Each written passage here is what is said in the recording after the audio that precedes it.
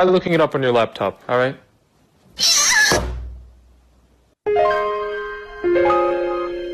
The battery's dead. I'll look it up on my phone. Dad, I know this doesn't look good, but you gotta trust me. What's up, guys? Omni here. You guys know how it goes. Another day, another video. Last night I tweeted I slate what recent news, topics, tweets, videos y'all want me to talk about tomorrow. Hey guys, today's Friday, January 11th. This weekend is Super Bowl Sunday, and then on Monday is Valentine's Day, and I think those are the two big, things happening this weekend. Someone alerted me the other day that apparently I've been recording like 2.5 hours worth of content for you guys, like on a weekly basis, like in between only like 2 to 3 videos. So I was like, dang, okay, that's where all the content is going. But as you guys can see, I don't know if you guys watched my last video. I'm going to start doing a little one-offs, basically. That's the new-ish content, basically. So if you guys think that there's any kind of videos or any kind of articles or anything where you guys think should have its own video, let me know, and I'll just do it in between the big chunky wongies, and we'll be good to go. Anyway, you guys know the drill, okay? Sit back, relax, put your feet up, and yeah, allow me to lay it on you. But guys, before we get into today's topics, I'm happy to announce that today's video is sponsored by Keeps. Look, fellas, hair loss is normal, okay? It happens. The fact is that 2 out of 3 men will experience some form of male pattern baldness at some point in their life. It is what it is. It don't always be like that, but it do. But if you're not about that bald life and you're not quite ready to look like Krillin, then guys, you don't have to settle. Because with Keeps treatment, you can take measures into your own hands to prevent said hair loss. Preventive measures are absolutely key. Keeps treatment takes about 4 to 6 months to see results, so it's important to act fast. The sooner you go at it, the better. It's definitely one of those things that if you put off for far too long, it might be too late to recover. Hey, yeah, guys, I get it, okay? Your hair means a lot to you. If you're not ready to let it go, get Keeps and take control. Bars. Kinda. So yeah, if you're ready to take action and prevent hair loss, go over to www.keeps.com/InfernoOmni or click in the link in the description below to receive 50% off your first order. Again, that's www.keeps.com/InfernoOmni. And again, special thanks to Keeps for sponsoring today's video. My boy Eb said Nintendo sends a hacker to jail for 3 years. I heard about this. Ain't no way. I heard this man got sent to jail for 3 years and or something about like fine for like millions and millions of dollars. And yeah, let's find out why. Nintendo thanks feds for sending hacker to prison for 3 years. The house that Mario built continues to show zero mercy towards folks who facilitate piracy. But my boy Ian Walker. I love him, this man. This is the infamous, this is the hate clickbait man himself, my boy Ian Walker. A lot of people like dislike his articles, but every time I see that name pop up, I'm like, oh, this is gonna be a spicy meatball. Recently indicted Nintendo hacker Gary Bowser, yes, that's right, his last name was Bowser. We talked about this before, has been handed a 40-month prison sentence by the U.S. District Court of the Western District of Washington for creating and selling, quote, console hacking software and devices used to play pirated Nintendo Switch games. This is according to a Victory Lab style press release published by Nintendo this afternoon that dedicates much of its word count to praising American law enforcement. We've included the full text below so you can see what a sizable chunk of the gratitude it is. The way Nintendo thanks these feds, you'd assume they brought in the next Pablo Escobar instead of some guy who helped folks pirate video games. Quote, Nintendo appreciates the hard work and tireless efforts of federal prosecutors and law enforcement agencies to curb illegal activities on a global scale that cause serious harm to Nintendo and the video game industry. In particular, Nintendo would like to thank the FBI, the HSI, and the Department of Homeland Security, the U.S. Attorney Office for the Western District of Washington, the U.S. Department, Jesus Christ, bro, okay.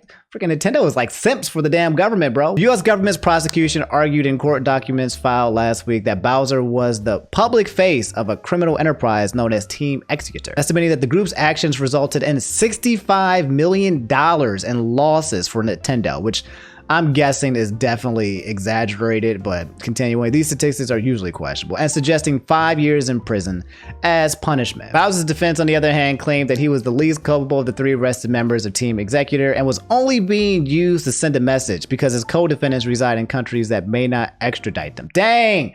Okay, so he was saying that like he wasn't even really that involved, but because he was located in America, he got. Everyone else located probably other parts in the world, and they was just like, Bowser also agreed to pay Nintendo a sum of $10 million during a separate civil case that was settled in December 2021. Are you kidding me? Are you kidding me? This man had to pay $10 million and he has to go to jail for 3 years? It's not one of you. Oh my God. He's done. I don't know what to say here. I know we've made light of this whole thing because of the dude's name, but it sure seems excessive that he's losing 3 years of his life due to selling video game mods.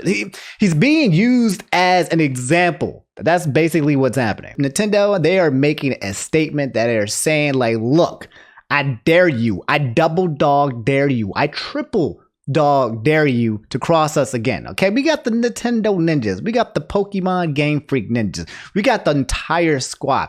I dare you to take money from me again. See what happens. And everyone's gonna be like, dang, yeah, I know the story about Gary Bowser, the dude that lost $10 million and got sent to jail for 3 years for piracy. Yeah, I don't think I'm gonna be about that life. They made an example out of this person to the highest umpteenth degree to protect their assets, and yeah, it is what it is. So Shockwave said the golden record Sean got, and apparently he made a movie. My boy Jacksepticeye. Okay, there's a picture here that says Jacksepticeye, I got a gold record for All the Way. Time to become a full-time music man. I didn't even know he made a track. I didn't know this existed, but apparently he did music and he got a gold record for it. I think a gold record means that you sold enough tracks or records for it to go gold. So yeah, that makes him officially a musician now. Thank you to anyone who enjoyed the song. It's about to cross 100 million views, which is madness. So yeah, just another appreciation for Jacksepticeye. If you don't know who Jacksepticeye is, he's a YouTuber. He plays a bunch of video games. He's from the UK and he's just a good, swell dude. Everybody loves him, man. Recently, he just had a birthday and I made a video with Tom Holland playing, I think it was playing Uncharted or something like that. So yeah, dude has been making big moves. He works for he has got his own coffee company now, or coffee beans and stuff. It looks like he's just enjoying life, man. This is just Jacksepticeye. Dang, I've seen this guy for years and years now. The reason why a lot of people got into YouTube and seeing this guy prosper, man. Again, one of the YouTube untouchables, where if you guys try to come at him sideways, then everyone on YouTube and the entire sphere of the internet will like basically got you, you know, like Markiplier or whatever. So yeah, Jacksepticeye, good news. Got the record, getting the dubs. You'll have to see it happen. So X Animal said Charlie and Dark Viper talked it out in private and squashed their beef. That's right, guys. That's the video that I made like 2 days ago. That big old 50-minute video, which I didn't expect to be 50 minutes. It was this whole drama thing that happened between DarkViperAU, MoistCritikal, and then a whole bunch of other streamers started getting involved on it as well, like Ludwig and Mizkif, and I even think Ethan Klein weighed on it, but I'm not going to dance around everyone's comments and topics because since then, you know, Dark Viper made like a follow-up response video and then people have been adding addendums to the addendums to the addendum. So what people were replying to is no longer the original reply. So it's gotten so convoluted to the point where like, yes, it turns out that making independent videos reacting to one thing and then when people respond to it is probably not the best way to talk about these things. Usually, best way to go about it is a debate. In case you guys have no idea what happened, DarkViperAU made this tweet, and in the tweet there was a 14-page document where he talks about how React streamers are bad. Like this man just, you know, again, spoke in absolutes and said they are bad. Here's why, and in the entire speech and thing, he's villainizing the React streamers and people who go out there and react to people's videos and content, calling them thieves and stealing, and I think at one point in time he talked about picking cotton.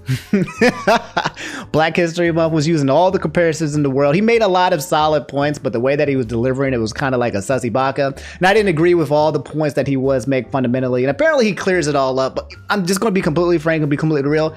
I don't care anymore. I'm done, okay?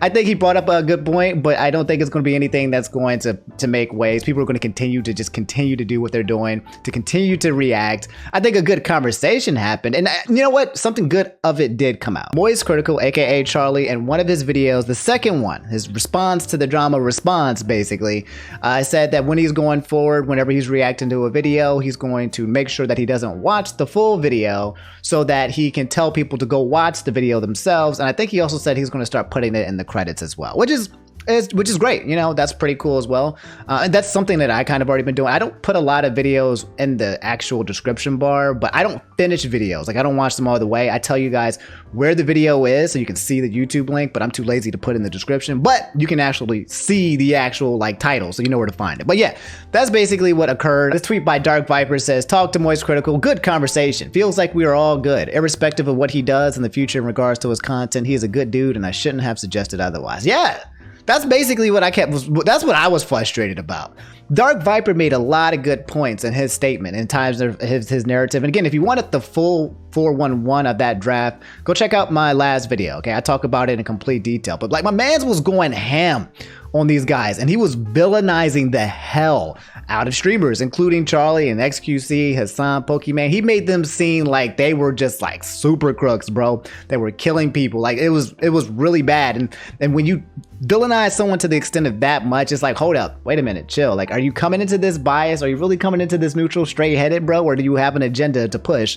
So yeah, but otherwise, I like the guy's document. I think he had a lot of solid points. It looks good that they, got to see eye to eye, and it's good to see that the drama went away. Now they got the squash beef, so we can move on to the next internet drama that surpasses us. So yeah, that's DarkViperAU. That's MoistCritikal. As everyone talk about it, content, reaction content, and then we're gonna just go back to reacting to content again. So my boy Arch Luigi said, "Hey Omni, hope your day is going well. Kit and Krysta from Nintendo Minute that has now ended recently are starting their very own podcast." That's correct. If you guys don't know, Kit and Krysta, they were both on Nintendo's Minute showcase, and they left recently. I would say about 2 to 3 weeks. They made their departure and made their final Nintendo Minute video and said they were out, and it was Big Baby Rage sad, but now Big Baby Rage glad. Kit and Krysta here have made their own account saying, "Deep breath, today we're announcing the Kit and Krysta podcast. Check out the details here and then visit us on a sparkly new home, Patreon. First episode hits next week." So yeah, the guys are back. Hi everybody, it's us, we're back. If you don't know who we are, I'm Krysta. And I'm Kit. And you probably remember us from Nintendo Minute, but a lot has happened since then. I think the last time you saw us was the last episode of Nintendo Minute that aired at the end of 2021. Since then, we have also left Nintendo after 14 years, 13 years together. Yes. A lot of years. That's a long time. Big life changes. And what we were so amazed by. I feel like if you work like 14 years at Nintendo, you need to just be vetted in at that point. It's like the government, bro. You work at Nintendo long enough, you just an honorary Nintendo like employee, and you just get paid for the rest of your life. I know they can afford all of your support, all of the kind messages that we got from you guys. This my boy community PK that we were able to build through Nintendo Minute, this connection that we have with you guys, that's something that's truly, truly special to us, and we're just so grateful for everyone that reached out and sent us a nice comment. It was so meaningful to us. So yeah, Kit and Krysta are back, and they have a Patreon right here, patreon.com/Kit and Krysta. And if you guys want to come support them and support their channel and support the new wave and support the new hype, here are the websites, both here on Patreon and both on YouTube. So yeah, good to see these guys come back. I love these guys' personalities. Great representative of Nintendo. Well, now they get to represent themselves, so that's pretty cool. So yeah, guys, you probably already knew this, but on Wednesday, Nintendo Direct, finally, after 6 or 7 months it's been. I think it's been like since September or October of last year, we finally got a new Nintendo Direct by Nintendo, and yeah, a lot of people liked it. There was a lot of good stuff in there. I'm going to give you guys a quick summary TLDR if everything is in there as fast as possible, in case you missed it or in case you forgot what's in there, so you can know what to expect and what's happening with Nintendo over the next couple of months. By looking at this article with Kotaku that says, here's everything shown at today's Nintendo Direct by Luke Plunkett. Thanks, Kotaku. So the first thing they showed was Fire Emblem Three Houses getting a Masuo spinoff, aka Warrior spinoff. They showed off Fire Emblem, and it looked like it was going to be a new Fire Emblem, and then they got us, and it was like, nope, same Fire Emblem, but it's just going to be turned into a Dynasty Warriors type fighting game. So yeah, I'm not a huge fan of that. I mean, I've played the Zelda Dynasty Warriors game. It was kind of fun for a while, albeit not very smooth at times, and it just wasn't my specific cup of tea, but they're just doing the same thing with Fire Emblem Heroes. So for those of you guys who love Dynasty Warrior type games, here it is. For me, just again, wasn't too much of a huge fan. I would prefer a new Fire Emblem like type game, obviously. And also I feel like with the Switch, it's a little clanky, it's a little crunky, it's a little rough and ragged around the edges. It's like a sketch. No Man's Sky is apparently coming to the Switch this summer. haven't played this game, but I don't even know how that's even possible to bring it to the Switch, but it's here. Mario Strikers. This is the big chunky one. They announced this one really early, and I was like super excited for the rest of the Direct after this. Mario Strikers is huge, bro. There's like a couple of games for the GameCube that I spent like massive amount of hours on. Obviously, Super Smash Brothers Melee, but Mario Strikers was one of those games that I spent crazy amount of hours playing with friends. It was so fun. And after at least a decade, Mario Strikers returns with Battle League coming in June 10th. That's March, April, May, June. So if you guys have played the old Mario games with the Sonic game, then you already know, I mean, not with Sonic, but the Strikers, you already know this is going to be godlike, okay? But if you haven't played it, I assure you this is going to be something that's really good. I think last year around this time, didn't they introduce like Mario Golf Tennis? It's like every year they bring back like a Mario franchise, like sports game or something like that. So I'm really excited for this. Chrono Cross remake coming to the Switch on April 7th, guys. I'm a huge fan. I'm a huge RPG dude, okay? I am like the RPG dude. I think my favorite RPG is Final Fantasy Tactics or Final Fantasy 7 or maybe Final Fantasy 9, and or there's a couple of other games non-Final Fantasy related, but I love me some Chrono Trigger and I love me some Chrono Cross as well. And yes, an actual remaster is coming to the Switch on April 7th. It's one of the OGs. If you haven't played it and you like to play like old school RPGs, this one is very important that you jump into for like nostalgia purpose. If you like that 8-bit, you know, raw audio, good stories. It's one of the legends, and a lot of RPGs that have been done in the future have been based on a lot of these old school games from old school Squaresoft before they became Square Enix. Next up is Wii Sports, bro, which looked kind of sus. It didn't look like, so Wii Sports is huge. Wii Sports for the Wii. Everyone used to play that game. The bowling game was too fun. You had your boy Matt. That game was goated. This one looks okay too. They added 3 different games. You got like badminton and then 2 other ones, and you can play volleyball as well. So there was one point they did a sketch here where someone was playing volleyball. They was on Absolute Haikyuu, which looks really fun. So yeah, I think it's going to be decent. You know, it looks like it's done by the same people who did Ring Fit Adventures. And I don't know if you guys have played Ring Fit Adventures, but that game is absolutely 10 out of 10. So good and so fun. So yeah, Wii Sports is getting a sequel to the Nintendo Switch. Huge news. This was the last drop that they dropped on here. Xenoblade Chronicles 3 coming to the Nintendo Switch in September, okay? We've been waiting for this. I think it's been about 4 years since Pyra and Mithra and the gang basically dropped, and then, you know, they, you know, obviously got put into Smash. But yeah, it's been a long time since I've been Xenoblade Chronicles 3. If you don't know what Xenoblade Chronicles 3 is, it's usually just a big, huge universe for, you know, playing role-playing games.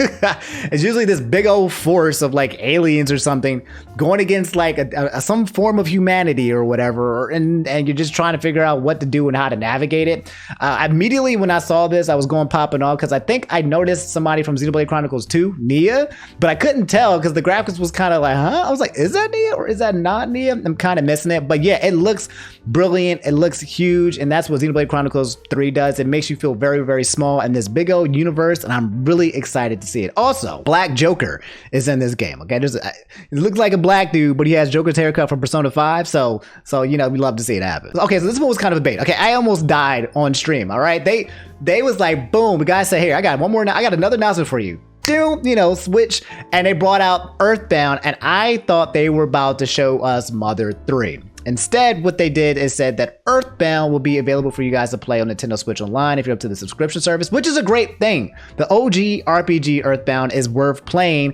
and worth having on your Switch. One of those games that you can just have in your bed to play and relax and watch. And they're also bringing back Mother 1. I didn't even know Mother 1 was a thing. I mean, it makes sense that it was a thing, but that joke looks old school. It looks like these guys, but like someone drew it with like a pencil.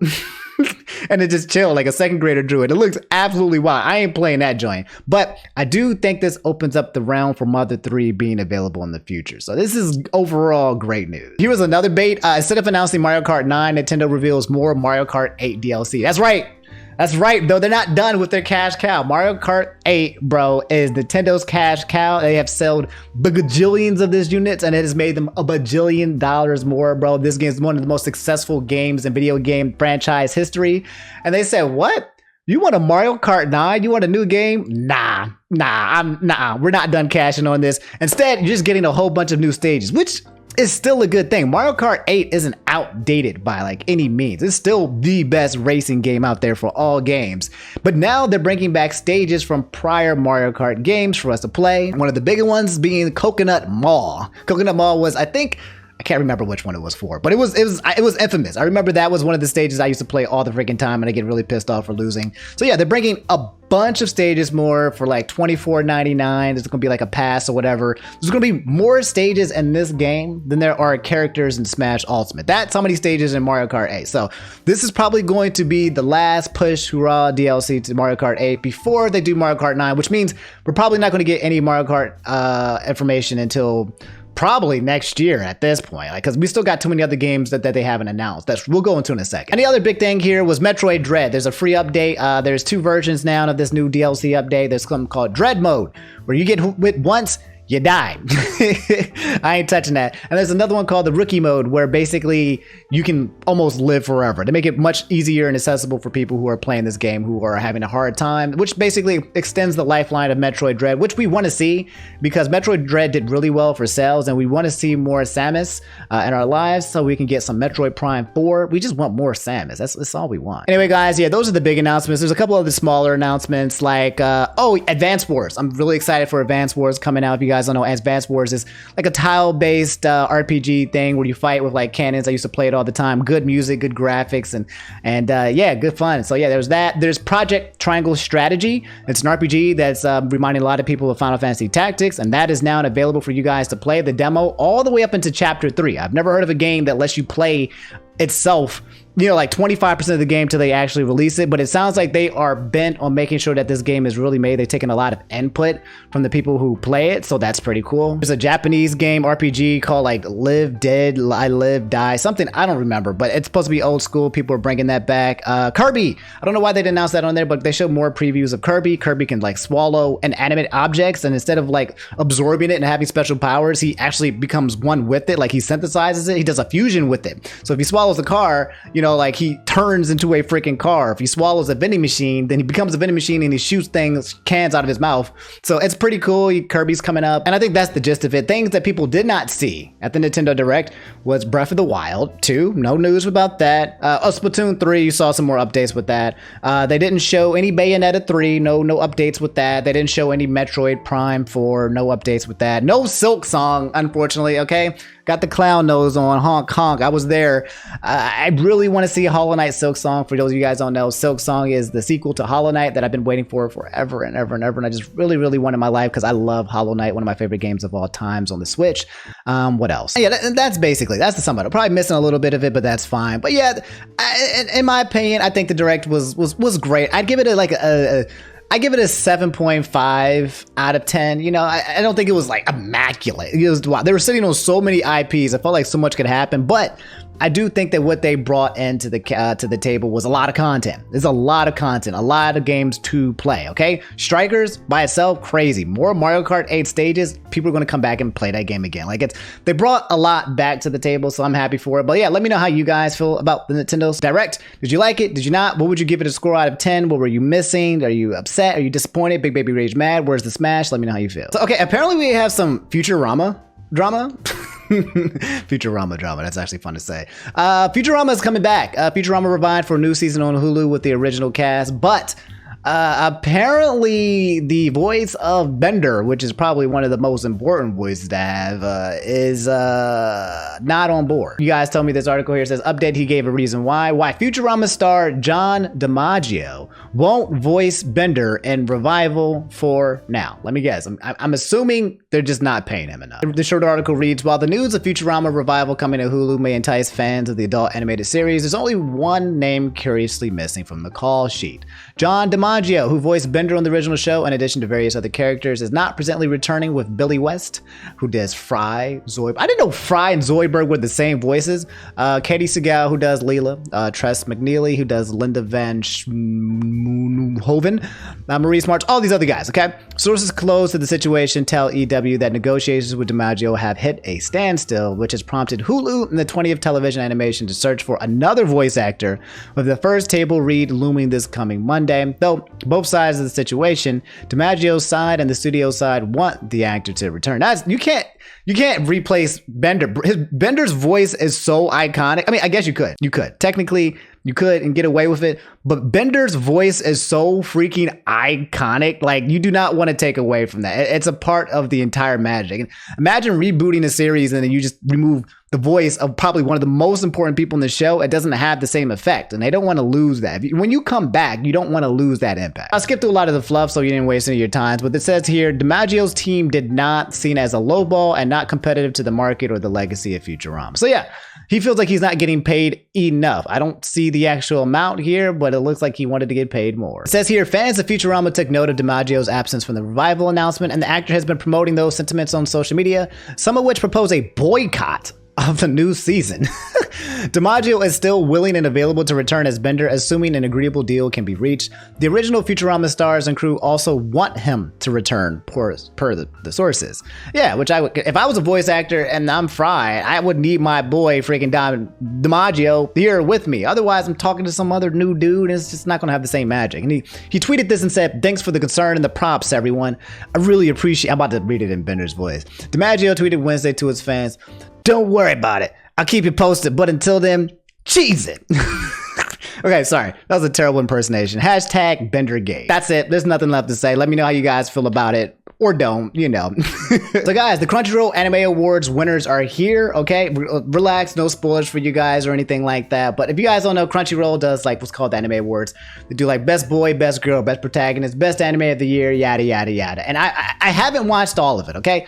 Every time I come to this, there are like shows that I have not watched, so I'm not always qualified to be like, oh, you know, look. But I have watched quite a few, especially for like the fall and the winter, and I have some strong opinions about it as well. And just spoiler alert, I've already seen, no spoilers here, but I've already seen this when I was watching on the stream on Nintendo Direct. But I'm gonna go back over some of the biggest choices here that you guys can have here in terms of who won, so we can just fight about it just really fast. This is so cute, by the way. I love Crunchyroll's like VTuber, but here are the choices. As you can see, there's a lot. You know, anime of the year, best animation, best opening sequence, best ending sequence, best boy, best girl, best score, best director, blah, blah, blah, blah, blah. I'm gonna only go through like maybe 4, maybe if not 5, just some of the most important roles that I think are important. Best boy, the winner goes to Boji, Ranking of Kings. Okay, the nominees were like Senku from Dr. Stone, freaking the dude from Odd Taxi, 2 people from Tokyo Revengers, both Draken and Mikey, and Izumi from Horimiya, which I need to watch. But guys, Ranking of Kings, please go watch this show. I implore you. I am absolutely in love with Boji. He's my new hero. I think in terms of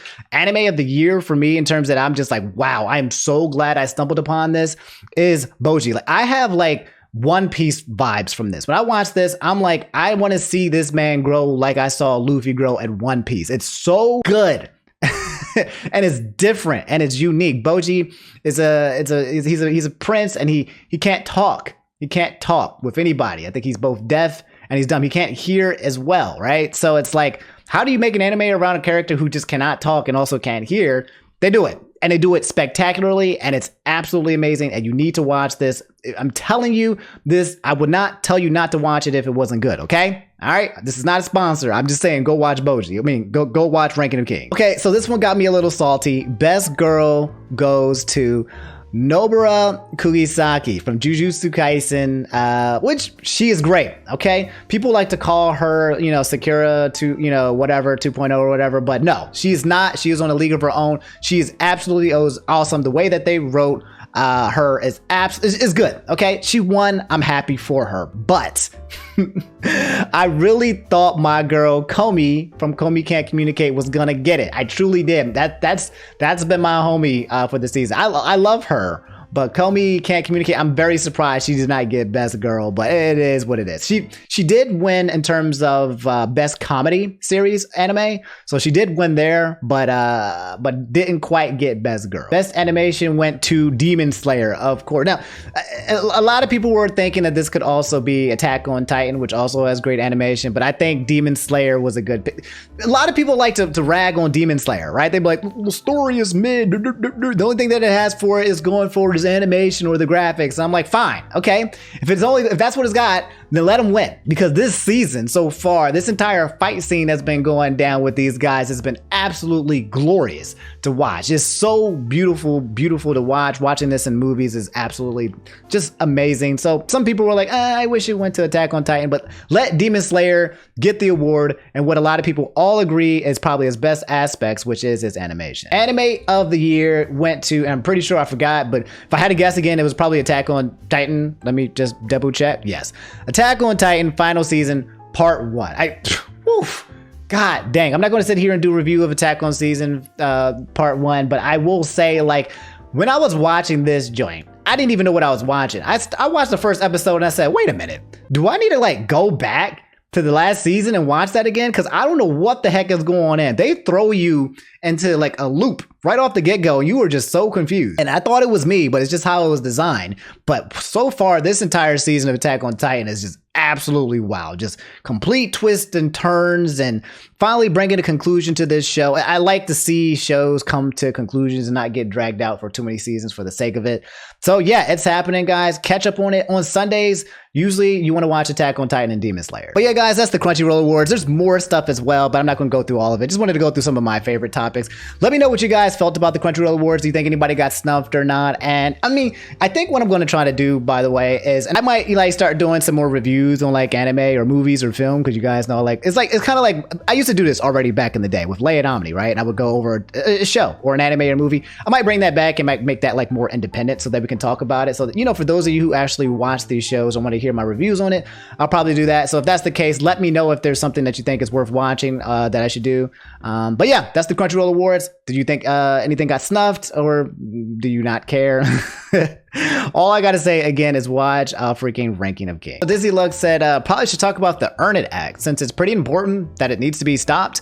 Muda, my boy Mudahar, some ordinary gamers, actually did a video on it today too, and it looks like it's a video that Mudahar did that said the Earn It Act is terrible and needs to be stopped. I have no idea what the Earn It Act is, so let's discover it together. Hello guys and gals, me Mudahar. I'm going to ask you all, I'm going to start this video off with a little question. Would you be okay if for 24 hours a day, some person that you didn't know was staying in your house watching every single thing that you did? Every time you slept, they'd be in the corner watching you. When you're in the bathroom taking a fat dumpy, they're watching you. When you're playing some Elden Ring, they're watching you. Are you okay with somebody watching you for 24 hours a day? Do you leave your door unlocked and just open when you come home? Hey, come on in, buddy. It don't matter. Or do you like having privacy? Do you like having a little bit of freedom, okay?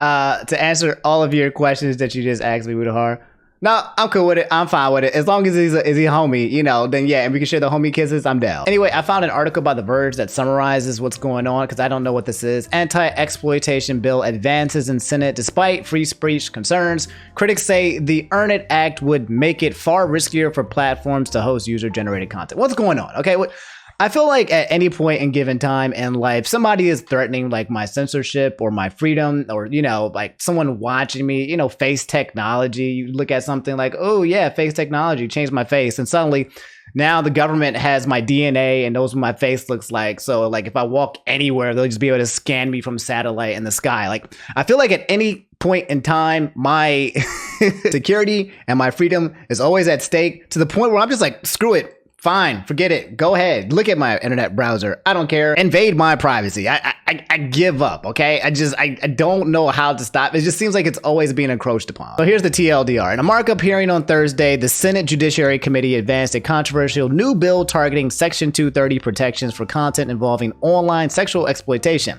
In a majority vote, the Earn It Act was favorably referred for a floor vote despite vigorous objections from human rights and privacy groups.